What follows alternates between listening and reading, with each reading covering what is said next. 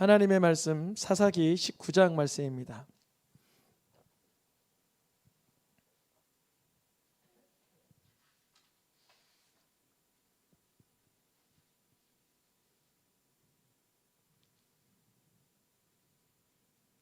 사사기 19장 1절에서 10절까지 말씀입니다.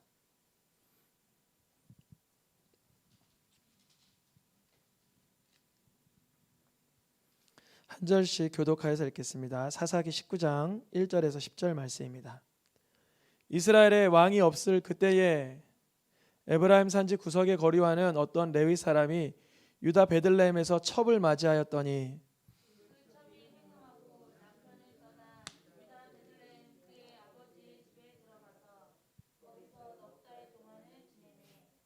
그의 남편이 그 여자에게 다정하게 말하고 그를 데려오고자 하여 하인 한 사람과 나귀 2마리를 데리고 그에게로 가매 여자가 그를 인도하여 아버지의 집에 들어가니 그 여자의 아버지가 그를 보고 기뻐하니라.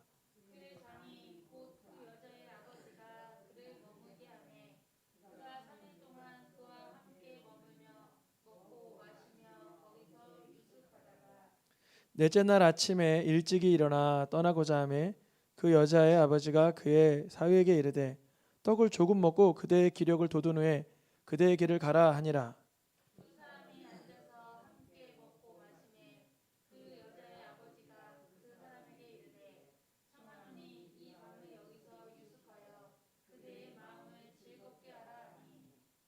그 사람이 일어나서 가고자 하되 그의 장인의 간청으로 거기서 다시 유식하더니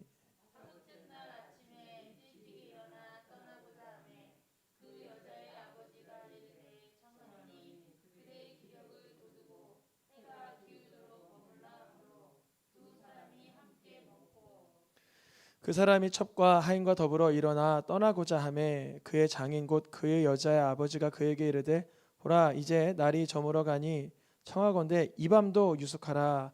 보라 해가 기울어졌느니라. 그대는 여기서 유숙하여 그대의 마음을 즐겁게 하고 내일 일찍이 그대의 길을 가서 그대 집으로 돌아가니라 하니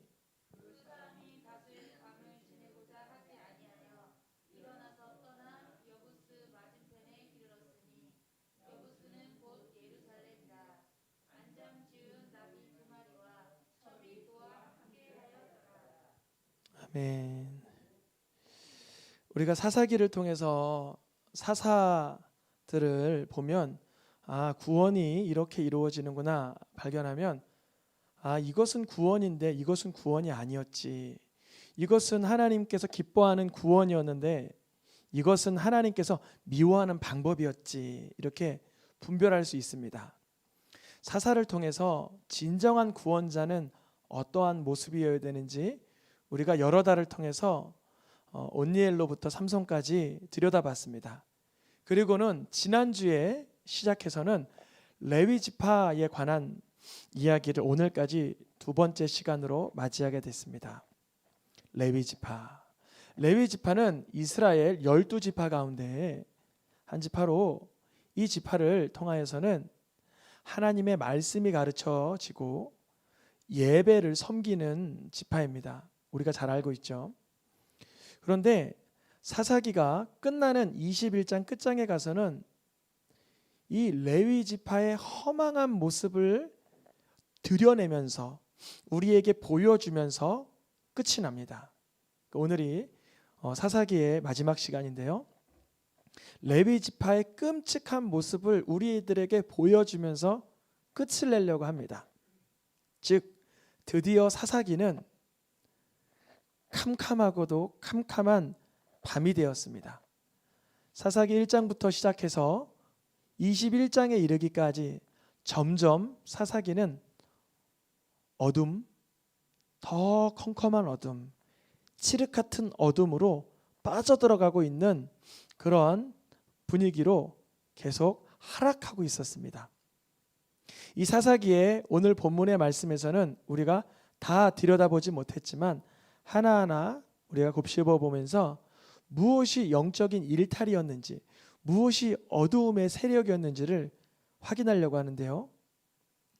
레위인, 우리가 지난주에 미가의 집에 들어온 레위 청년의 이야기를 들었습니다. 레위인이 어떤 타락의 길을 걸었는가 하면요, 레위인은 자신이 섬겨야 되는 지파, 자신이 말씀을 가르쳐야 되는 지역이 정해져 있습니다. 그래서 그곳 지역에서의 형편이 어렵든 그렇지 아니하든 감당해내야 되는데, 지난주 레위인은 자기가 섬기고 도와야 하는 그 고향 땅을 떠나서 미가의 집에 이르러서 자신의 생활을 보장받게 됩니다.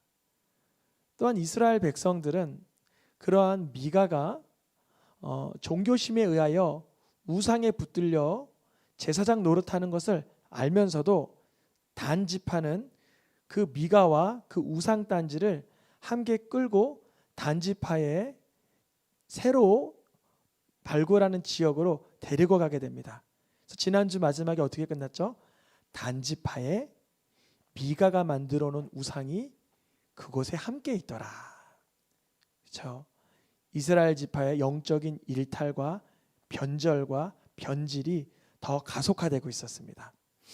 이제 여러분, 이스라엘의 민족은 가나안 토착 원주민과 더 이상 차이점이 없어지기 시작했습니다.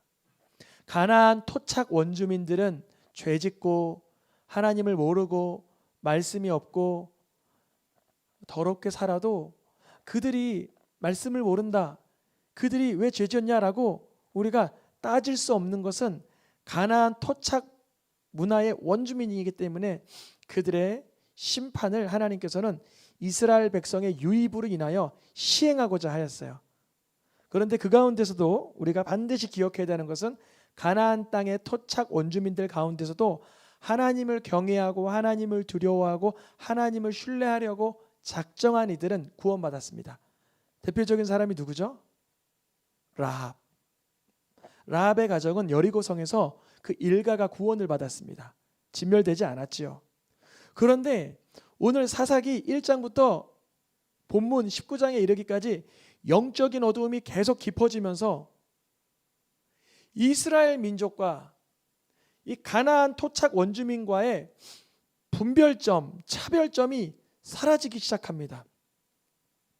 그들도 우상 섬기고 미가의 집에도 우상 섬기고 그들도 우상 만들고 단지파도 우상 소유하고 그들도 우상을 신봉하고 레위 청년도 우상을 따라갔고 더 이상 하나님의 백성과 세상 문화와 차이점이 없어질 지경에 이르렀습니다.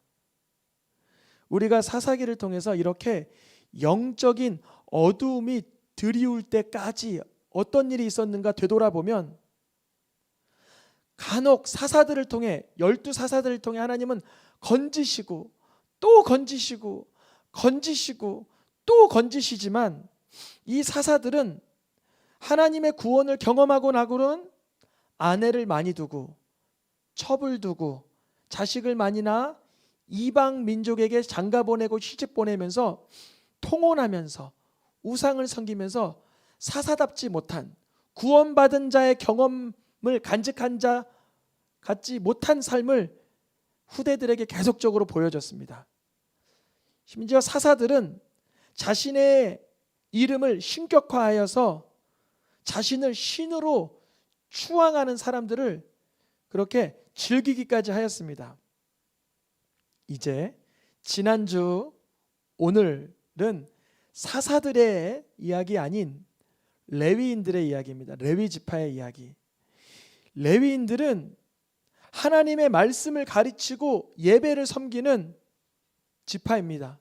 그런데 오늘 본문과 지난주 본문은 그 레위인마저 처참하게 사단에게 공략당했다는 거예요. 지난주에는 길을 잃고 떠돌이 갔던 레위 청년이 미가의 집에서 돈벌이 목적으로 제사장이 되었다가 단지파에 이끌려 우상을 따라가는 이 우스꽝스러운 모습을 들었는데요. 오늘은 하나님의 말씀을 가르쳐야 되는 레위 사람이요, 본을 보여줘야 되는 레위 사람이요, 첩을 들인 모습으로 시작합니다. 오늘 19장 1절에 에브라임 산지 구석에 거류하는 어떤 레위 사람이 유다 베들레헴에서 첩을 맞이하였더니, 레위 사람이 누구를 맞이했다고요? 첩을. 하나님께 예배드리고 말씀을 가르쳐야 되는 사람이 여자 몸종을 두었다는 거예요. 첩은 아내가 아닙니다. 여자 몸종을 뜻합니다. 대부분 성적인 착취 대상으로 봅니다. 그러니까 이 레위 사람은 세상 사람들도 하기 꺼려하는 그런 생활을, 쾌락을 탐닉하고 있었던 것입니다. 그런데 이 레위 사람이 데리고 있던 첩이 친정으로 도망가는 사건이 오늘 발생한 거예요. 19장 말씀에 이 첩이 행음을 하더니 친정집으로 도망갑니다. 그런데 레위인이 한 달, 두 달, 석 달, 넉 달이 지나니까 이 첩을 데리고 와야 되겠다 결심을 합니다. 여기서 잠깐 집중할 것은 뭐냐면, 첩을 데리고 오기로 결정한 데는 두 가지 정도의 의미가 있습니다. 한 가지는 자신의 여자 몸종, 즉 여종, 첩이 내 주인의 의사와 상관없이 행음하였잖아요. 그러니까 무엇해야 돼요? 죽여야 되는 거예요. 주인의 허락 없이 행음을 한 여자 몸종은 죽여야 되기 때문에, 그 당시에 종은 물건 대하듯 짐승 대하듯 하기 때문에 주인의 의사와 반한 행동을 한 그 여자 몸종은 죽여야 하기 때문에 데리고 와야 하는 것이죠. 첫 번째 이유가 그러하다면, 두 번째는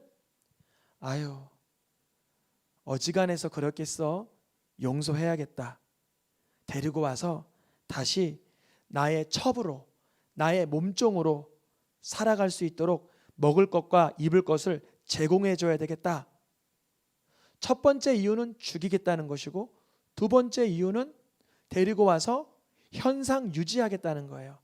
그런데 첫 번째도 두 번째도 하나님의 기쁨과는 거리가 먼 이야기죠. 죽이는 것도, 본인이 음란하여 드린 첩을 행음하였다고 죽이는 것도 레위 지파의 제사 그 직분으로서 본인이 범하면 안 될 죄를 먼저 범해 놓고는 그가 행음하였다 죽이는 것은 자기의 수치를 모르며 범죄하는 것이고, 두 번째, 다시 데리고 와서 내 몸종으로 데리고 있겠다는 것도 레위인으로서 합당하지 못한 것이죠.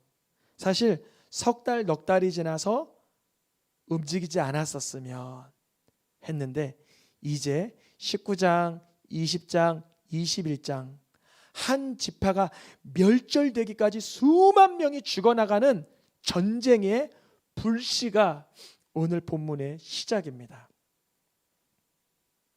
이제 이 레위인은 장인의 집으로 향합니다. 그런데 장인은 마음에 긴장을 할 수 있습니다. 이유는 뭘까요? 내 딸이 첩으로 갔다가 행음하고 돌아와 넉 달간 친정집에 있으며 어떠한 연유로 친정집에 오게 됐는지 다 알 수는 없어도 짐작하건대 이 레위 사람에게 내 딸이 올바른 행동한 것 같지는 않아요. 그래서 긴장하였는데, 자칫했다간 이 딸이 행음한 것으로 인하여 여자 몸종을 처단시키기라도 하면 그 집안에 수욕이 되기 때문에 긴장할 수 있습니다. 그런데 이 장인이 이 사위를 보자마자 기뻐하였다 그래요. 기뻐하여서 하루, 이틀, 3일을 먹고 마시고 즐깁니다. 그러면서 그 눈치와 이 사람의 그 마음 상태를 살펴봤겠죠. 내 딸을 죽이려고 데려가려고 하는 건가? 용서한 마음인가? 기쁜 마음으로 데려가는 건가? 아무리 눈치를 봐도 잘 모르겠어요. 3일이 지나고 4일이 지나고 5일이 지나서 이제 이 레위 사람이 가고자 하나 끝까지 붙듭니다. 가지 말라고. 끝까지 하루만 더 있다 가라고. 왜냐하면 딸이 어찌 될지 모르기 때문에. 그런데요, 이 레위 사람이 4일, 5일 다 즐거움에 이제 지루해졌는지 자신의 종과 나귀와 이 여종 첩을 데리고 돌아가겠다고 합니다. 그런데 출발한 시간이 저물어 가는 시간이었어요. 밤중에 그 장인집에서 나오게 되었습니다. 그래서 이 사람의 본 그 자기 집 에브라임 산지 구석까지 가기에는 밤이 너무 늦었어요.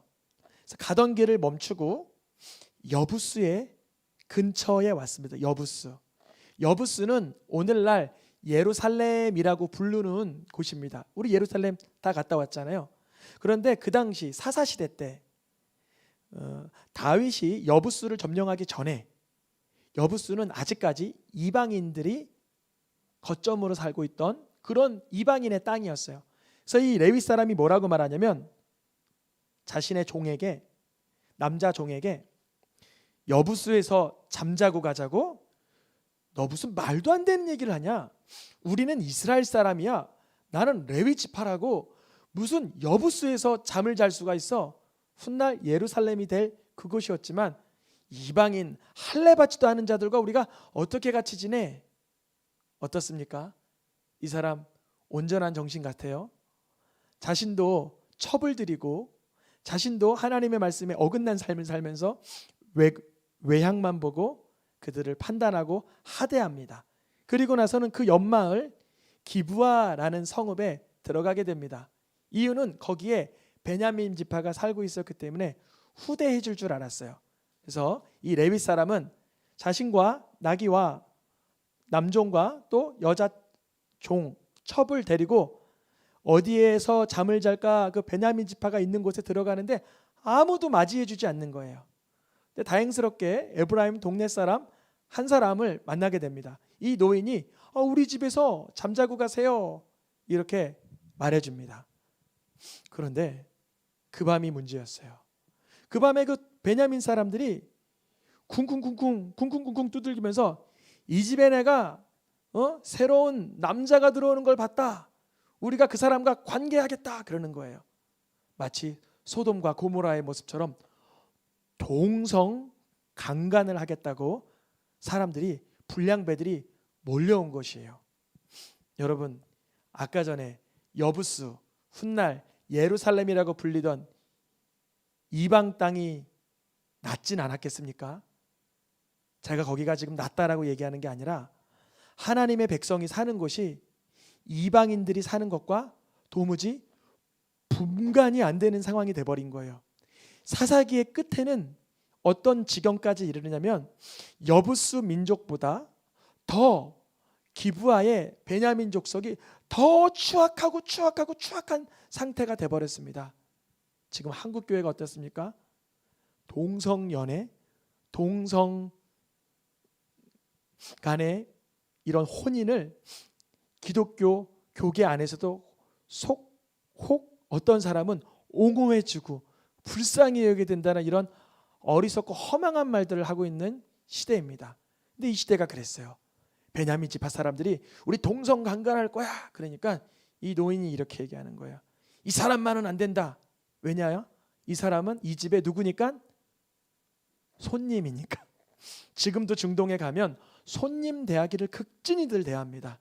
그 사람의 사상과 어떤 거와 상관없이. 왜냐하면 손님 잘못 대했다고 하면 그 사람에게 체면이 그 사람에게 부끄러움이 되니까 그렇게 아주 보호하는 거예요. 그 순간 이 노인이 번뜩이는 생각이 이 사람의 첩이 있고 내 딸이 있다. 내 딸과 내 첩을 내어줄 테니 이 사람만을 건들지 말아라. 그런데 그 순간 이 레위 사람이 어떠한 선택을 하냐면 자신이 장인의 집에서 지금 데리고 나온 그 첩을 그 불량배들에게 내어주게 됩니다. 더 이상 말로 설명할 수 없는 일이 벌어지게 됩니다. 이제 여러분 베냐민 사람은요 이스라엘 사람이 아니에요. 가나안 토착 원주민들과 동일화되었습니다. 하나님께서 이것을 걱정하셨던 거예요. 이것을 근심하셨던 거예요. 이것을 아파하셨던 거예요. 우리 새생명교회가 이 영천동에 오면서 세상 문화와 동일화되지 않기를 축복합니다. 오히려 구별될 수 있기를 축복합니다. 오히려 이 사회를 이 지역을 변화시킬 수 있는 선한 도구로 쓰임받길 되길 원합니다. 이 베냐민 지파는요, 차라리 여부스 족속에게 예루살렘이라고 나중에 불리는 그 여부스 족속으로 갈 뻔했으면 좋았을 뻔한 정도로 추악한 일들을 벌이게 되었습니다. 우리에게 주는 교훈은 어떤 그 집단이라도 말씀을 잃어버리고 잊어버리면 세상 사람들이 가지는 비열함과 추악함보다 더 끔찍하고 추악한 사태가 일어난다는 거예요. 교회가 어떻게 빛을 내고 교회가 어떻게 생명을 쏟아내고 교회가 어떻게 희망이 있습니까? 오직 하나님의 말씀으로 예수님을 주로 고백할 때만 그런 역사가 나타나는 줄 믿습니다. 이제 이 레위 사람 한 사람이 첩을 들이고 그 첩이 행음을 하고 그 첩이 친정집에 도망가 있고 이 레위 사람이 그 친정집에 도망간 첩을 데리고 오는 길에 기브아로 들어가지 않고 여부스로 들어가지 않고 기브아로 가서 베냐민인들에게 그 불량배들에게 그 첩을 아주 처참하게 모욕을 당한 뒤에 일어나는 이야기가 20장과 21장의 이야기입니다. 이제 이 레위 사람은 새벽에 일어나 동이 트니 문을 열고 자기의 첩에게 이렇게 말합니다. 일어나 우리가 떠나가자. 일어나 우리가 떠나가자. 그래요. 밤새 능욕당한 그 첩은 문 앞에서 죽어 있었습니다. 이 레위 사람은 어떻게 밤새 동이 틀 때까지 잠을 잘 수 있었을까요? 그 생각을 잠깐 해봤는데요. 아마 이러지 않았을까요? 자신의 몸종으로 자신의 의사와 상관없이 행음하였고 넉 달이나 도망가 있던 이 첩에 대해서 괘씸한 마음으로 못된 생각으로 그러진 않았었을까요? 그런 몸종을 바라보면서 일어나 함께 가자 그러는데 이미 시체가 돼 있었습니다. 여기서 볼 수 있었던 우리의 이 레위인의 마음가짐은 이 첩을, 이 여인을 물건 대하듯 비인격적으로 대했다는 것입니다. 이 레위 사람은 이제 이 시체를 아무 말 없이 나귀에 얹어서 12조각으로 이렇게 조각을 낸 뒤에 자기 이스라엘 지파에게 흩어서 보내게 됩니다. 우리가 오늘날까지 이런 일을 본 적이 없다. 그럼 어떤 일을 본 적이 없었습니까? 지금 레위 사람이 하고 싶은 말이 뭘까요? 베냐민 사람들이 내 첩을 능욕했다? 사실 그보다 더 추악한 상황은 어떤 상황이었을까요? 바로 이러한 상황이었습니다. 그 장인이 이 밤에도 유숙하라 하면서 붙들었을 때 그가 밤중에 떠나고 그가 떠나가다가 기브아라는 곳에 가서 베냐민 불량배를 만났을 때 누가 그 첩을 밖으로 내어줬어요? 그 사람이. 이렇게 돼 있죠. 그 사람이 누굴까요? 이것을 세번역 성경으로 보면 이렇게 써 있습니다. 위에 적혀 있죠. 그 레위 사람은 자기 첩을 밖으로 내보내어 그 남자들에게 주었다. 누가 비판받고 비난받고 정죄받아야 될 상황일까요? 바로 이 레위 사람 본인이 이스라엘의 오늘날까지 이르기까지 이러한 일이 본 적이 없었다. 레위 사람이 첩을 능욕하도록 내어주는 이 모습이 자신의 범죄함이 하나님 앞에 통곡해도 부족할 판인데 오히려 많은 이스라엘 백성들의 마음에 감정을 요동시키기 위해서 그 첩의 시체를 12동강 내어보내게 됩니다. 그리고 나서는 모든 이스라엘 지파에서 이제 원성이 올라오는 거. 어떤 지파에서 이러한 일이 일어났냐? 누가 이렇게 첩을 능욕하였냐라고 하면서 모이게 됩니다. 결국은 베냐민 한 지파, 그 불량배가 소속했던 베냐민 한 지파와 나머지 11지파와 전쟁이 맞붙게 됩니다. 그래서 1차 전쟁, 2차 전쟁, 3차 전쟁을 통해서 수만만의 이스라엘 군사들이 죽어나가고 베냐민 군사들이 또 죽어나가게 됩니다. 결국은 이스라엘 전체 지파가 승리는 하죠. 이 모든 전쟁이 어디서부터 시작됐어요? 레위 사람 한 사람이 첩을 맞이함으로 그 첩이 행음함으로 그에 대한 불신과 분노의 마음이 다시금 그 불량배들에게 내어주는 데까지 일어난 이 사건이 베냐민 지파와 남은 모든 지파가 전쟁이 일어나기까지 하는 소용돌이의 시작점이었습니다.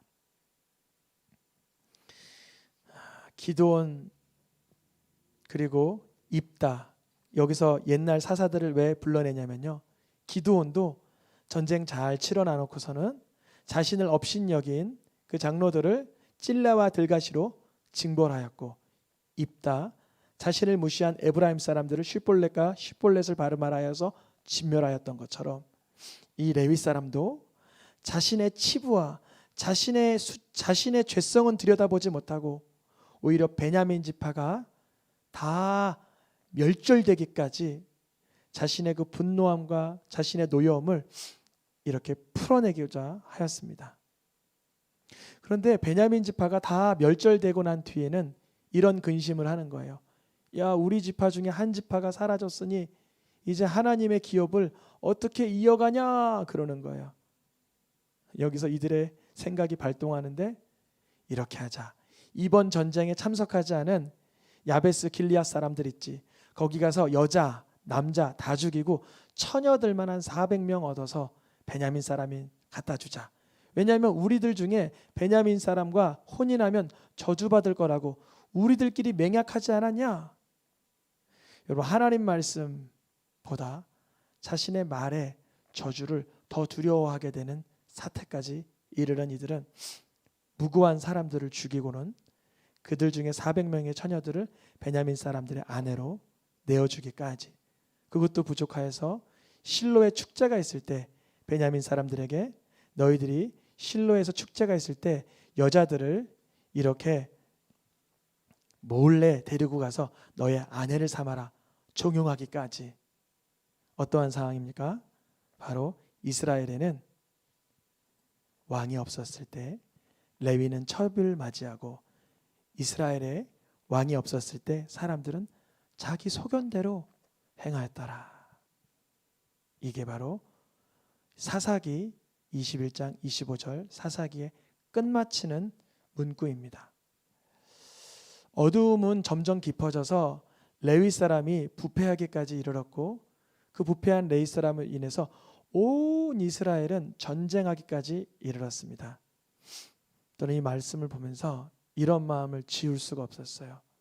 오늘날 한국교회에 많은 말씀을 가르치는 우리 리더십들이 하나님 미워하는 삶으로 미끄러지진 않았나, 많이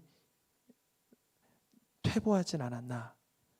우리가 부르짖고 내 죄를 간청 하나님 앞에 통곡해야 하건만 내 죄와 나의 부끄러움과 더러움은 들여다보지 못하고 서로 허물하고 비난하며 서로를 죽고 죽이는 이 사이클 속으로 우리가 빠져들어가고 있진 않았나.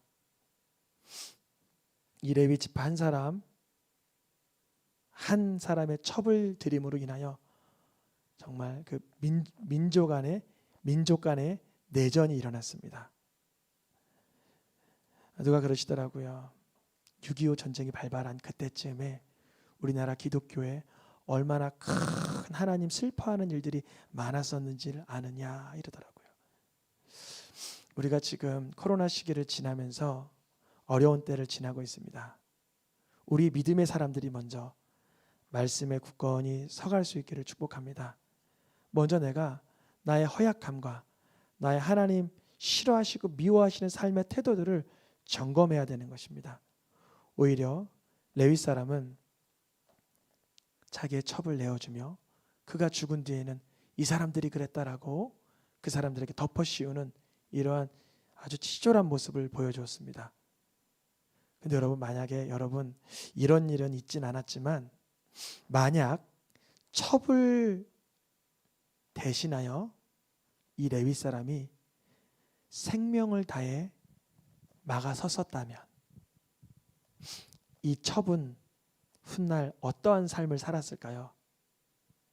남편의 의사와 상관없이 행음하고 친정에 도망가 있던 이 여인이, 이 레위 사람이 자기를 능욕하려던 사람들을 막아서서 대신 죽임을 받았었다면 이 첩의 삶을 나중엔 어떻게 하나님께서는 사용하실 수 있었겠습니까? 그러한 분이 누구시죠? 예수 그리스도. 예수님은요, 우리가 이 첩보다 더 심각한 행음하고 있었을 때, 이 첩보다 더 추악한 죄악의 현장에 있었을 때 예수님은 우리를 대신하여 죽어주셨습니다. 이 레위 사람은 첩을 죽는 데 내어놓았지만 예수님은 예수님께서 죽는 자리에 나아가셨습니다. 그 말씀이 바로 이 말씀입니다. 예수님이 우리를 흑암의 권세에서 건져내시고 하나님의 사랑의 아들의 나라로 옮겨주셨으니 우리가 예수님 이름 안에서 죄사함을 받았노라. 이 레위 사람이 자신의 의사와 상관없이 행음한 이 첩을, 친정으로 넉 달 동안 도망가 있던 이 첩을 사랑하지 못했음을, 용서하지 못했음을 이 사건을 통해서 우리는 알 수 있는데요, 예수님은요, 우리가 흑암의 권세에 묶여 있을 때, 우리가 어둠의 현장에 있을 때 우리를 하나님의 나라로, 하나님의 임재 가운데 우리를 부르시고 예수님이 그 처참한 현장에서 대신 나를 위하여 형벌을 받아주신 것입니다. 우리도 사실 이 레위 지파 사람처럼 첩을 들이고 죽는데 다른 사람을 밀쳐버리는 삶, 너희가 전에는 어둠 가운데 살았더니, 사사기의 후반부가 점점점 어디로 치달았다 그랬죠? 어둠으로 치닫고 있었다. 사람들이 분별력이 사라지기 시작했어요. 사사들은 물론이거니와 레위까지, 레위 지파까지 우상이 뭔지, 행음이 뭔지, 살인이 뭔지, 용서가 뭔지, 사랑이 뭔지 전혀 알지 못하는 어둠으로 빠져들어갈 때 주님이 우리에게도 말씀하시죠. 너희도 전에 어둠 가운데 살지 않았니? 그러나 이제 예수님의 이름으로 죄사함 받았다면, 하나님의 나라를 경험했다면 어떤 삶을 살아라? 빛의 삶을 살아라. 아멘입니까? 사사기는 점점 어두움으로 치닫고 있지만 이제 사사기가 끝나고 다음 주에는 룻기가 들어가려고 하는데, 룻에서는 빛을 볼 수가 있어요. 무엇을 볼 수가 있다고요? 밝은 빛. 그 시대도 여러분 룻기 1장을 보면 사사시들이 치리하던 그때에 흉년이 들어 이렇게 시작돼요. 그러면 동일한 사사시대에 어두움이 들이우던 시대고 거기에다가 흉년까지 겹쳤으니 어두움에 겹칠 대로 어두움이 겹쳤는데 그 속에서 나오미를 따라오는 룻이라는 신실한 믿음의 여인을 우리는 만나게 됩니다. 빛을 만나게 된다는 거예요. 우리가 이 세상 살아나갈 때 어두움이 몰려올 때, 혼란과 아주 매서운 풍파가 몰려올 때 어떻게 하면 빛을, 생명을, 능력을 발견할 수 있을까요? 오늘의 마지막 말씀입니다. 함께 읽겠습니다. 나는 빛으로 세상에 왔나니 무릇 나를 믿는 자로 어두움에 거하지 않게 하려 함이로라. 아멘. 이 레위 사람이 왜 이 어두운 가운데서 자기의 여종, 몸종, 첩을 죽는데 내어놓을 수밖에 없었을까요? 이 레위 사람은 어두움에 있었기 때문에 그래요. 빛이 무엇인지 알지 못했기 때문에 다른 사람을 죽는데 내보낼 수밖에 없는 삶을 사는 것입니다. 오직 빛 가운데 거하는 자는, 예수님을 내 구주로 인정한 자는 어두움 가운데 선택하지 않습니다. 우리의 삶 속에 사사시대와 같은 역경과 어려움이 있을 수 있습니다. 그러나 그때 오늘과 지난주에 봤던 레위 사람 같은 선택에서 우리가 해방되시길 축복합니다. 지난주 우상 따라갔던 레위 사람, 이번 주 음란하고 또한 첩을 들이고 결국 죽는 데까지 첩을 내어놓는 그러한 자기중심적인 삶에서 우리는 예수님을 의지할 때만 벗어날 수 있는 줄 믿습니다. 우리가 이제 사사기를 통해서 보는 구원자라는 주제를 맞춰가면서 누가 과연 구원자인가? 레위인도 아니요, 사사들도 아니요, 오직 예수님만이 우리의 구원자 되시는 줄 믿습니다. 우리 찬양하며 기도하겠습니다.